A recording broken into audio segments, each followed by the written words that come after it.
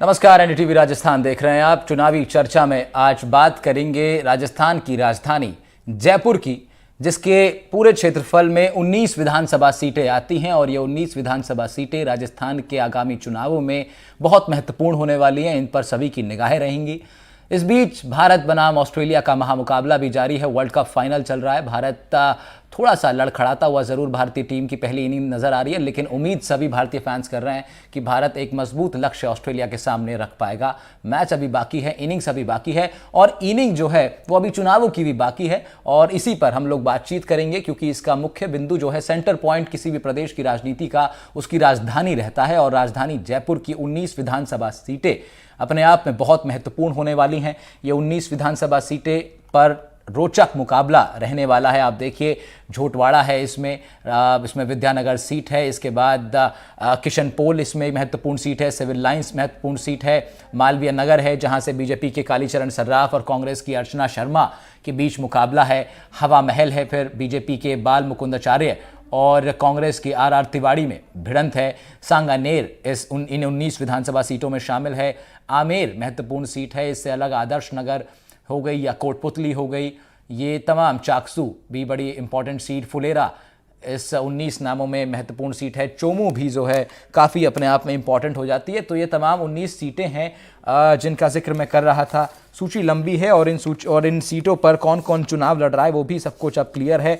अब जो बचा हुआ शेष रह गया वो यही कि मतदाताओं का मन जो है वो किस ओर जाएगा, क्योंकि 25 नवंबर को राजस्थान में चुनाव है और उससे पहले आप देखिए राजस्थान के अंदर चुनावी माहौल आपको चप्पे चप्पे पर नजर आएगा। चप्पे चप्पे पर आपको नजर आएगा।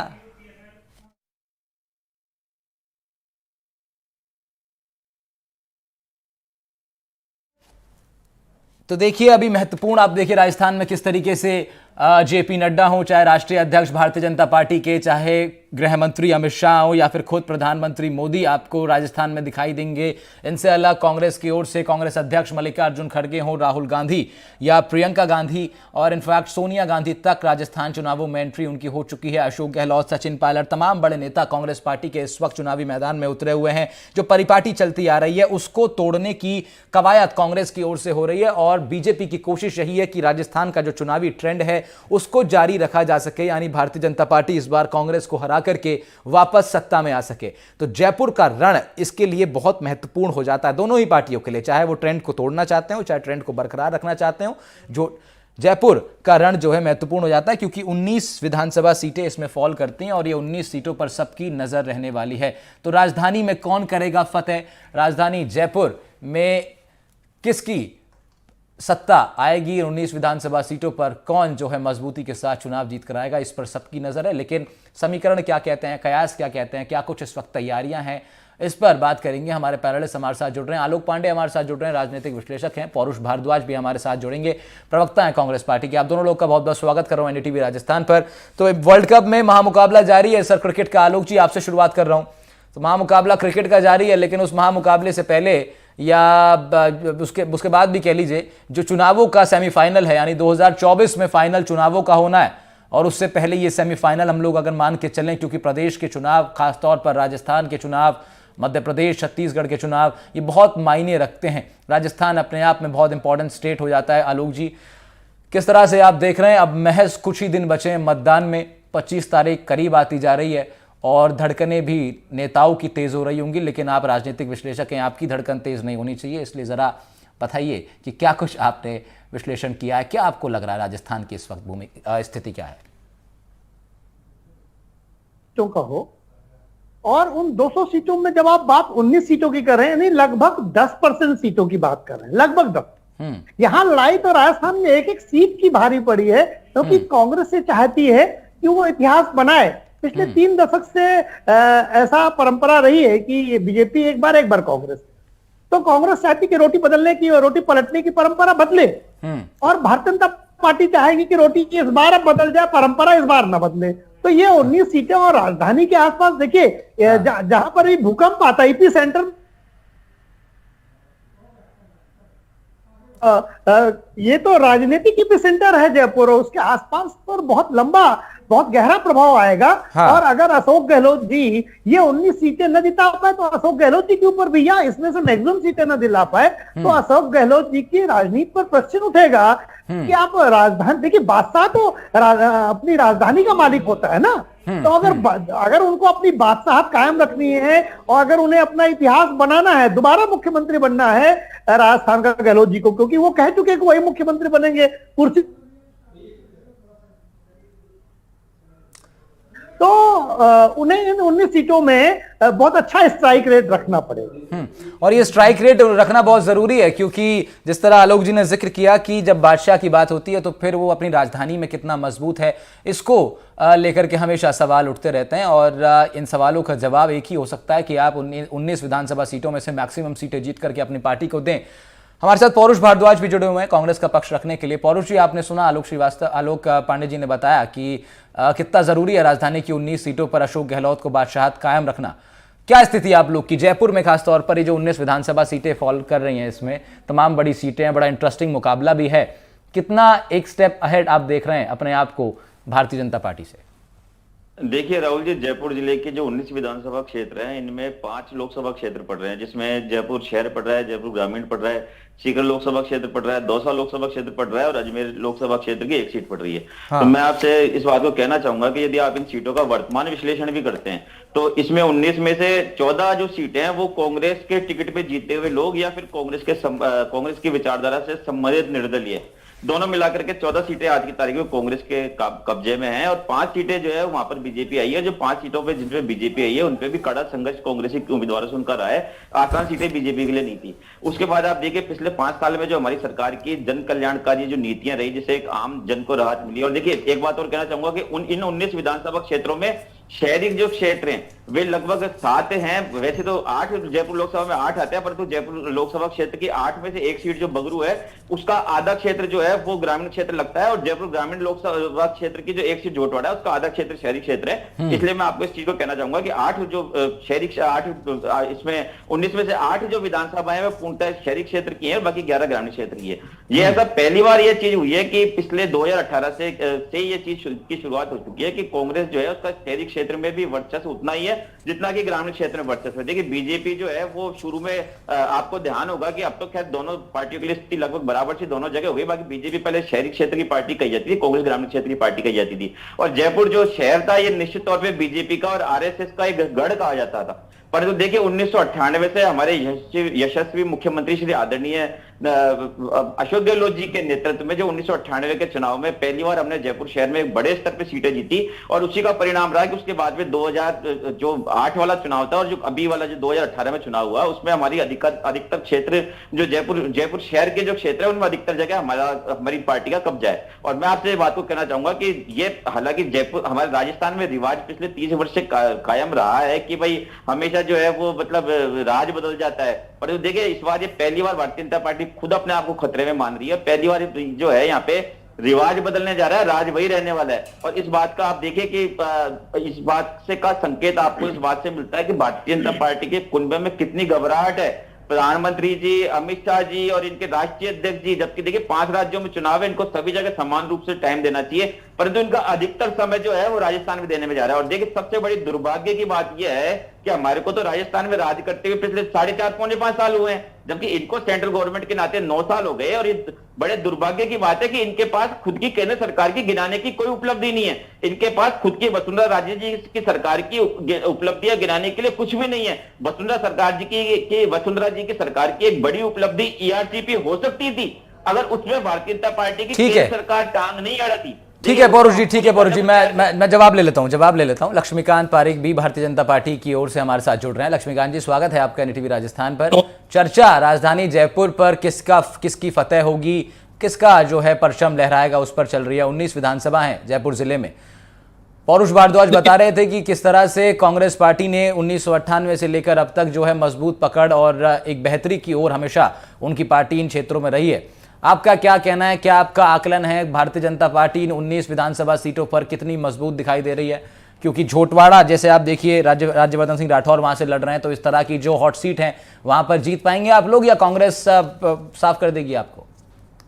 देखिए जो जयपुर संभाग की जो 19 सीटें जयपुर की जिले की, ये सभी 19 सीटों भारतीय जनता पार्टी जीते वाले। पौरुष जी को मैं सुन रहा था, पौरुष जी जिस प्रकार की बात करते मुझे बड़ी हंसी आ रही थी कि पौरुष जी जो बात कर रहे थे भारतीय जनता पार्टी राजस्थान में, सत्य पे बात की थी। पौरुष जी पीछे बोल रहे हैं, यदि आप बिल्कुल बोले, पूरा टाइम लें, आप प्लीज बोल लें जितना बोल रहा है। ठीक है, बोलिए बोलिए लक्ष्मीकांत जी, बोलिए। बोलना बाकी है, बोल लें। नहीं ठीक है, बोलिए सर, आप अपना समय गवा रहे हैं, आप बोलिए, उन्होंने कुछ नहीं बोला ऐसा, आप बोलिए। प्लीज ध्यान रखिए अपने बारी आने पर बोलें। अरे उन्होंने कुछ ऐसा बोला ही नहीं है सर, आप कंटिन्यू कीजिए। मैं बोल रहा हूँ, मैंने तथ्य पे बात की है पारीक जी, मैंने इतना सा बोला, मैंने तथ्य पे बात की है, आंकड़े हैं। अरे भाई बात नहीं बोले आप, अपने समय पर बोल लेना पौरुष जी। छोटे भाई हवाई बातें कर रहे हो, मैं बोल रहा हूँ तथ्य पे बात कर रहा हूँ, आप समझ नहीं रहे बात को, आप हवाई बातें तो आप कर रहे हो। ठीक है पौरुष जी, लक्ष्मीकांत जी को बोलने देते हैं। मुझे लग रहा है पौरुष जी आपको डिबेट नहीं करनी है, आपको सिर्फ वाद विवाद करना है, आपको तथ्य कोई बात कहने के लिए है ही नहीं संभवतः। ठीक है लक्ष्मीकांत जी, आप बताइए, आपसे मैंने एक सवाल पूछा, आप उसका उत्तर देंगे। पौरुष भारद्वाज आप बीच में इंटरप्ट नहीं करेंगे। लक्ष्मीकांत जी कंटिन्यू कीजिए। देखिए, भारतीय जनता पार्टी जिस प्रकार से वर्तमान में काम कर रही है, मैं समझता हूँ भारतीय जनता पार्टी, मेरे पौरुष जी मेरे मित्र कह रहे थे कि भारतीय जनता पार्टी का लगातार जिस प्रकार से बातचीत रही है और उनके पास गिराने कुछ नहीं है। मैं बता दूं कि आपने कुछ नहीं किया, आपने केवल मात्र वस्तुतः सरकार की योजनाओं के नाम बदले।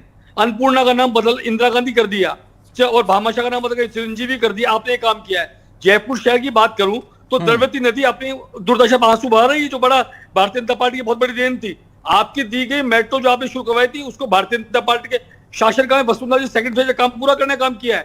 हमने कोई भी जन कल्याणकारी योजना अपने आपके समय की नहीं रोकी, लेकिन आपने राजस्थान के अंदर जिस प्रकार से आपने राजस्थान में विकास यात्रा को रोकने का काम किया। अब अभी पौरुष जी मैं जयपुर की बात कर लेता हूं आपसे, जिले की बात तो बाद में कर लूंगा मैं। जयपुर जिले में आपने 2 नगर निगम बनाए। आपकी अपनी मेयर जो हेरिटेज में थी, भ्रष्टाचार के आरोप पे उनके पति जेल गए, आपके मंत्रियों उनको हटाने की, आपके विधायकों को हटाने की मुहिम छेड़ी और ये कोर्ट से वापस आ जाती है। इससे बड़ा भ्रष्टाचार का उदाहरण क्या हो सकता है आपके लिए? जयपुर शहर को भ्रष्टाचार के झंझोर में जकड़ने का काम आप लोगों ने किया। जिस नगर निगम को आप लोग टेस्ट करके 2 बना गए, उस नगर निगम और जयपुर साहब ने जिस पर खिलवाड़ किया जयपुर जनता जानती है। जयपुर शहर के अंदर आपने 5 किलोमीटर सड़क प्रतिदिन बनाई हो तो बता दें, राजस्थान में बनाई हो तो बता दें। आपने कोई काम किया ही नहीं, आपको कहने के लिए कुछ भी नहीं है जो आपने किया हो। चूंकि आपने जयपुर से पानी की व्यवस्था की, रामगढ़ बांध को मारने का काम किया आपने, रामगढ़ जिंदा कर सकते हैं आप हाईकोर्ट के। ठीक है लक्ष्मीकांत जी जवाब लेंगे, पौरुष भारद्वाज से जवाब लेंगे। पौरुष भारद्वाज जवाब दीजिए। देखिए राहुल जी, मैं इस बात को कहना चाहूंगा कि ये लोग कह रहे हैं कि भाई इनकी केंद्र सरकार की जो योजना थी उनका हमने नाम बदल दिया। इन्होंने उदाहरण के तौर पे इन्होंने भामाशाह योजना का नाम लिया। मैं मेरे बड़े भाई लक्ष्मीकांत पारीक जी से बड़ी विनम्रता से कहना चाहता हूं कि आपकी जो भामाशाह योजना थी वो सिर्फ एक चुनिंदा वर्ग के लिए थी, जिसको हम बिलो पावर लाइन पुअर्टी वर्ग कहते हैं, बिलो बीपीएल जिसको कहते हैं। जबकि हमारे द्वारा जो चिरंजीवी योजना शुरू की गई वो समग्र समाज के लिए शुरू की गई, चाहे उसमें किसी भी वर्ग का व्यक्ति हो। वो मात्र 850 रुपए की किस्त, 850 रुपए की बीमा राशि देकर के 25 लाख रुपए का चिरंजीवी का अपने आप इंश्योरेंस करवा सकता है और 10 लाख रुपए उसमें दुर्घटना बीमा की राशि अलग से शामिल है। और दूसरी बात कहना चाहूंगा कि जिसमें आधे से ज्यादा, चाहे वो कृषक वर्ग हो चाहे वो बीपीएल परिवार हो, उनके 850 रुपए की जो प्रीमियम है वो भी सरकार पे कर रही है। दूसरी बात आपने बात की जयपुर के भ्रष्टाचार की, नगर निगम की, तो जब आप एक उंगली हमारे ऊपर उठाते हैं तो 4 उंगली स्वतः ही आपके ऊपर आ जाती है। अगर आप जयपुर नगर हेरिटेज की बात करते हैं तो आपको जयपुर ग्रेटर नगर निगम, जहां पे भारतीय जनता पार्टी की महापौर है, वहां का भ्रष्टाचार भी नहीं भूलना चाहिए। और उसमें तो आपके संघ के एक बड़े नेता का भी नाम आया था, मैं उनका यहाँ पे जिक्र नहीं करना चाहूंगा। आप समझदार है और दर्शक भी समझदार है। दूसरी बात आपने देखिए बात कही कि भाई हमने आकर के वसुंधरा राजे जी की सरकार की योजना बंद कर दी हमने। मैं आपसे पूछता हूं, आप एक भी योजना का नाम बता दीजिए वसुंधरा जी की जो हमने बंद की। लेकिन मैं आपको कह सकता हूं कि ईआरसीपी, देखिए आवाज सुनिए, आपकी बारी पे बोलिएगा। ईआरसीपी जो राजस्थान के 13 जिलों की प्यास बुझा सकती थी, जो जिसमें राजस्थान के 52 से लेकर के 70 विधानसभा क्षेत्र शामिल है, उसको रोकने का काम हमारी सरकार ने नहीं किया, उसको रोकने का काम आपकी केंद्र सरकार ने किया। और इसलिए किया कि वसुंधरा राजे जी से उनके व्यक्तिगत मतभेद हैं। उस योजना को यदि वो योजना पूरी हो जाती तो मोदी जी के वसुंधरा राजे जी को जो रोकने का षड्यंत्र आपकी भारतीय जनता पार्टी की आंतरिक राजनीति में था, वो षड्यंत्र सफल नहीं हो पाता। और देखिए आप तो हमारा भला मानिए कि हम तो जनहित के अंदर वसुंधरा राजे जी की शुरू की गई ईआरसीपी को आगे लेके पिछले वित्तीय वर्ष में हमने उसमें 9,600 करोड़ रुपए का प्रावधान रखा। वर्तमान वित्तीय वर्ष में हमने उसमें 13,000 करोड़। ठीक है पौरुष जी, खुल के कहते हैं और हम तो खुल के कहते हैं कि वसुंधरा राजे जी की सरकार की योजना शुरू की गई है ये, और हम उसका स्वागत करते हैं। आप हमारे ऊपर सोचना चाहिए। ठीक है पर मैं एक ब्रेक के लिए रुक रहा हूं और उसके बाद वापस आऊंगा। तो लक्ष्मीकांत जी आपको समय दूंगा इसका जवाब देने के लिए, और आलोक पांडे से एक न्यूट्रल एनालिसिस इसका मांगूंगा। आलोक पांडे जी के पास चलेंगे हम लोग। आलोक जी, आपने दोनों लोगों की बात सुनी है, मैं लक्ष्मीकांत जी को मौका दूंगा क्योंकि उनके पास, मैं जानता हूं कि उनके पास उत्तर है और वो उत्तर देना चाहते हैं लक्ष्मीकांत जी, लेकिन उससे पहले एक थोड़ा न्यूट्रल एनालिसिस ले लेते हैं। आलोक पांडे हमारे साथ जुड़े हुए हैं, राजनीतिक विश्लेषक हैं। आलोक जी, जयपुर की क्योंकि हम लोग बात कर रहे हैं, तो आपने देखा कि अभी लक्ष्मीकांत जी ने आरोप लगाया कि भाई जो तमाम योजनाएं कांग्रेस लेकर के आई वो बदल दी गई, उसका नाम बदल दिया गया। उसका उत्तर फिर पौरुष भारद्वाज ने दिया, लेकिन एक सवाल लक्ष्मीकांत जी ने उठाया था जिसका उत्तर मुझे पौरुष भारद्वाज से नहीं मिला। उन्होंने ये कहा कि भाई पर्टिकुलरली जयपुर के लिए कांग्रेस पार्टी की सरकार ने क्या कुछ किया है, इन्होंने इस विधानसभा की जो मुद्दे हैं उसके लिए इन्होंने क्या कुछ किया है, उसका जवाब मैं उनसे लूंगा। लेकिन आपका एनालिसिस क्या कहता है, बीते 4.5-5 सालों में जयपुर को कितना बदलते हुए आपने देखा है और जयपुर से सटे हुए जो तमाम क्षेत्र हैं उनमें कितना बदलाव आपने देखा है? लोग जी, राहुल जी, अब कितना बदला है जयपुर, ये बात कांग्रेस कहेगी हमने पूरा बदल के रख दिया और भारतीय जनता पार्टी कहेगी पूरा नष्ट करके रख दिया। बदल तो दिया लेकिन तुमने पूरा खराब कर दिया।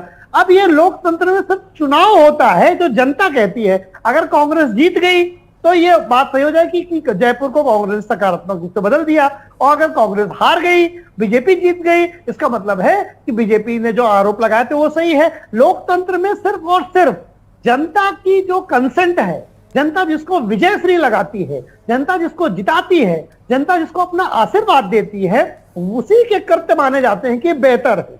जैसे कि हिमाचल में माना गया कि बीजेपी ने अच्छा काम नहीं किया, कर्नाटक में माना गया कि बीजेपी ने अच्छा काम नहीं किया। क्यों? क्योंकि वहां भारतीय जनता पार्टी हार गई और कांग्रेस जीत गई। तो इसलिए सत्ता पक्ष और विपक्ष एक दूसरे पर आरोप लगाते रहेंगे, लेकिन विकास का क्रम चलता रहता है। और जयपुर ऐसा नहीं हो सकता कि कांग्रेस ने अपने ही राजधानी में कोई ऐसा काम न किया हो जो गिनाने लायक न हो। कांग्रेस के भाई वो जरूर बताएंगे, लेकिन मेरा मानना है कि बस अब 25 तारीख के बाद 3 दिसंबर को यह तय हो जाएगा कि राजस्थान और जयपुर का विकास हुआ है या राजस्थान और जयपुर का विकास नहीं हुआ। नहीं तो आलोक जी, आपने बढ़िया बात कही कि भाई विकास हुआ है कि नहीं, ये दोनों पार्टियां तो अपनी नज़र से बताती हैं, लेकिन तय जनता करती है। और नॉर्मली यही मान लिया जाता है कि भाई जनता ने जो फैसला दिया है उसी के अकॉर्डिंग माना जाता है कि किस पार्टी ने कितना काम किया है। लेकिन लक्ष्मीकांत जी, आप कुछ उत्तर देना चाह रहे थे पौरुष भारद्वाज का, मैं वो उत्तर भी आपसे ले लूंगा, लेकिन साथ साथ जरा ये भी बताइए कि झोटवाड़ा सीट हो गई, विद्याधर नगर हो गई, सिविल लाइन्स हो गई, ये तो तीनों बड़ी सीटें हो गई हैं क्योंकि राज्यवर्धन सिंह राठौर यहाँ से चुनाव लड़ रहे हैं, दिया कुमारी यहाँ चुनाव लड़ रही हैं, तो सिविल लाइंस में प्रताप सिंह खचरियावास मंत्री हैं, वो कांग्रेस के प्रत्याशी यहां से हैं। तो ये तीनों सीटों पर जरा मुझे ये भी बताइएगा कि बीजेपी कितनी जीत के लिए यहां पर तैयार दिखाई दे रही है। जैसे पहले पौरुष की बात का जवाब देता हूँ। मेरे भाई पौरुष जी मेरे बड़े छोटे भाई है मेरे, इन्होंने बड़ी सहजता, मुझे अच्छा लग रहा है कि आप लोग एक दूसरे को छोटा बड़ा भाई बता रहे हैं, इट्स रियली नाइस। ईआरसीपी के मुद्दे को नहीं उठाया। मैं बिल्कुल एक इनके जहन में ला देता हूँ, आपके सबके जहन में ला देता हूँ। ईआरसीपी है क्या और कहां से इसकी शुरुआत हुई, क्या उसका उद्गम हुआ। माननीय अटल बिहारी जी वाजपेयी सरकार बनती है और सरकार बनने के बाद माननीय अटल जी की जिस प्रकार की नदियों को जोड़ने की योजना थी, उसमें माननीय सुरेश प्रभु जी की अध्यक्षता में कमेटी गठन होता है। उस कमेटी के द्वारा देश भर में 31-30 स्थानों को चयन किया जाता है, जिसमें एक ये भी था। लेकिन उसके बाद में कालांतर माननीय अटल जी की सरकार चली जाती है और 10 वर्षों तक माननीय मनमोहन सिंह जी सरकार रहती है। इन 10 वर्षों तक इसको लेकर क्या काम किया गया, मेरे कांग्रेस के माननीय पौरुष जी बता दें। एक भी अगर एक कदम भी आगे बढ़ाया बता दें। जब माननीय मोदी जी सरकार आती है, सरकार आने के बाद वसुंधरा जी की सरकार जब होती है, तो इस विषय को लेकर के हम गंभीरतापूर्वक हम काम करते हैं और इसको लेकर के डीपीआर बनवाई जाती है।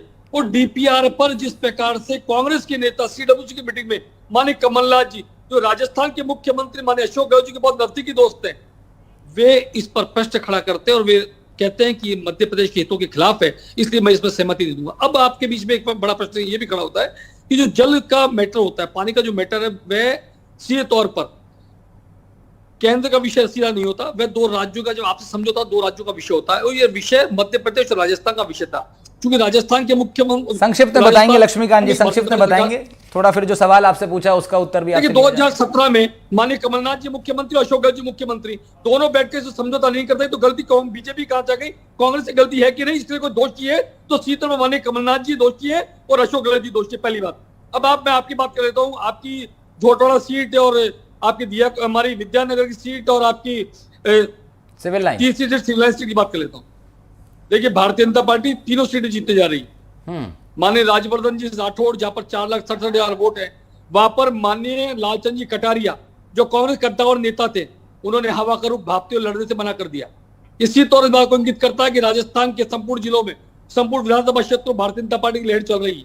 माननीय दिव्या कुमारी जी भारी बहुमत के साथ जीतने जा रही है। जो पिछली बार चुनाव लड़े थे वे यहाँ को लड़ने को तैयार नहीं थे, बड़ी मुश्किल से माननीय सीताराम जी को मनाकर चुनाव लड़वाया गया है और ये कहा गया कि आप तो हारने के लिए लड़ लो लेकिन चुनाव लड़ लो। और प्रताप सिंह खाचरियावास की स्थिति बड़ी खराब। माननीय प्रताप सिंह खाचरियावास ने तो सचिन पायलट जी के रहे, ने गहलोत जी के रहे, वे तो इस समय अपने स्थान को लेकर बड़े चिंतित रहे कि वह है कौन सी कांग्रेस, सचिन कांग्रेस में या गहलोत कांग्रेस में। टिकट अंत तो वह ले आए, लेकिन वहां पर जिस प्रकार के विवादों का नाता माननीय पायलट साहब का माननीय प्रताप सिंह का पड़ा हुआ है, उसे सीधे तौर पर लगता है कि माननीय प्रताप सिंह जी खाचरियावास तो इस बार जीतने वाले नहीं है। गोपाल शर्मा इस बार पहली बार में ही माननीय प्रताप सिंह खाचरियावास को पटकनी देने वाले हैं। तो ये तीनों सीटें भारतीय जनता पार्टी जीतने वाली है ही है। साथ ही साथ जयपुर जिले की मेरा मानना है अधिकतम सीटें भारतीय जनता पार्टी जीतेगी। लक्ष्मीकांत जी, वैसे अब ऑलमोस्ट जो है देखिए अब मतदान की तारीख आई गई है, लेकिन क्योंकि झोटवाड़ा की हम लोग बात कर रहे हैं तो विरोध, अंदरूनी विरोध जो है कुछ सीटों पर दिखाई दिया था शुरुआत में जब आप लोग की सूची आई थी। हालांकि दावा किया गया था कि वो शांत हो जाएगा और अब वो शांत ही दिखाई दे रहा है, लेकिन क्योंकि आप लोग ग्राउंड पर हैं और आप कार्यकर्ता हैं बीजेपी के, सच बताइए कितना असर आपको लगता है कि वो जो अंदरूनी विरोध हो रहा था उसका झेलना पड़ सकता है आपको मतदान के दिन? देखिए, माननीय राजपाल सिंह शेखावत जो भारतीय जनता पार्टी देता था उन्होंने नाम वापस ले दिया पूरी मुस्तैदी के साथ। वे भारतीय जनता पार्टी कार्यकर्ताओं जिताने के लगे हुए, माननीय राज्यवर्धन जिताने के लिए जी तोड़ बात कर रहे हैं और वे इसका कोई नुकसान भारतीय जनता पार्टी कहीं से भी होने वाला नहीं है। निश्चित मान के चलिए माननीय राज्यवर्धन राठौड़ साहब बड़ी जीत के साथ आगे बढ़ रहे हैं। मेरा मानना है कि माननीय राज्यवर्धन राठौड़ एक बहुत बड़ी विशाल जीत के साथ आगे आएंगे। आलोक जी, ये तमाम नेता हैं, जैसे अब लक्ष्मीकांत जी बता रहे हैं कि हम तो ये राज्यवर्धन सिंह राठौर जीतेंगे, कांग्रेस से ही पूछेंगे आप तो वो भी अपने प्रत्याशी को जीता बताएंगी, तो ये सारे बड़े नाम अगर जीत जाएंगे तो फिर मुख्यमंत्री किसको बनाया जाए, या मुख्यमंत्री की दौड़ में तो फिर बहुत सारे, जिसे कहते हैं, मैं अभी ग्राउंड पे था थोड़े दिनों पहले राजस्थान गया था तो वहां लोगों ने कहा कि बीजेपी में बहुत दूल्हे बहुत हैं बीजेपी में, सेहरा किसके सर पे बंधेगा वो देखना होगा। तो ये अच्छी बात भी है कि बीजेपी के पास दूल्हे बहुत हैं, लेकिन ये बड़ा एक कॉम्प्लेक्स भी हो जाता है सिचुएशन। क्या लगता है आपको कि अगर ये तमाम बड़े नेता जो सांसद हैं थे और अभी विधायिका का चुनाव लड़ रहे हैं जीत के आते हैं तो फिर कौन आपको जो है सीएम या बड़े नेता के तौर पर आगे बढ़ता हुआ नजर आएगा? राहुल जी, भारतीय जनता पार्टी में तो जो दिखता है वो कभी वो बनता नहीं। इसका तो जितने ये दूल्हे दिख रहे हैं शादी इनसे होगी नहीं, शादी के लिए कोई नया दूल्हा लाया जाएगा। ये तो दिखाने के लिए ना कि दूल्हे नकली बना दिए जाते हैं कि भाई ये दूल्हा और उसका दूल्हा कोई दूसरा होता है, तो सरप्राइज एलिमेंट रहेगा। 2017 में योगी आदित्यनाथ उत्तर प्रदेश के मुख्यमंत्री बने, लेकिन वो मुख्यमंत्री की रेस में कहीं से नहीं थे, सरप्राइज एलिमेंट था। ठीक है, कहा किसी से गया कि शपथ लेने की करो तैयारी, लक्ष्मीकांत जी मुस्कुरा रहे हैं, लग रहा है लक्ष्मीकांत जी मुस्कुरा रहे हैं, आपकी बात से सहमति रखते हैं। मॉडल में भारतीय जनता पार्टी ने किया, वैसा राजस्थान मॉडल में भी करेगी मुझे लगता है। आपने बड़ा महत्वपूर्ण प्रश्न आलोचित कर दिया, इसलिए मैं मुस्कुरा रहा था। क्या बहुत महत्वपूर्ण प्रश्न किया आपके लिए नहीं, ठीक है, ये मुस्कुराहटें देखिए बनी रहनी चाहिए, चुनावी सियासी सरगर्मी चलती रहेगी, मुस्कुराहटें बनी रहनी चाहिए। और सरकार बन रही है और भारतीय जनता मुख्यमंत्री बन रहा है, देखिए आपके यहाँ पे दूल्हे के साथ एक विधायक भी बनता है। मुझे तो मानना है कि भारतीय जनता गवर्नमेंट बनने वाली है, फौज मोदी की तैयार करती है। ठीक है, और दुखद विषय है कि दूल्हा बनने लायक दूल्हा बनने मैं छोटा भाई मान लिया, ठीक है, किसके सपने सच होंगे और किसके सपने रह जाएंगे ये 3 तारीख को मालूम होगा। मैं फिलहाल तीनों लोगों का आपका बहुत शुक्रिया कर रहा हूं। आलोक जी बहुत शुक्रिया, पौरुष भारद्वाज बहुत शुक्रिया, लक्ष्मीकांत पारेख बहुत शुक्रिया आप तीनों लोगों का हमारे साथ जुड़ने के लिए। चुनावी चर्चा में हम लोग बात कर रहे हैं लगातार राजस्थान के चुनावों पर। आज जयपुर जिले की 19 विधानसभा सीटों पर हमने चर्चा की है, क्या उसका समीकरण परिणाम के तौर पर रहने वाला है, इस पर इसको टटोलने की कोशिश की थी। फिलहाल इस बुलेटिन में इतना ही। नमस्कार।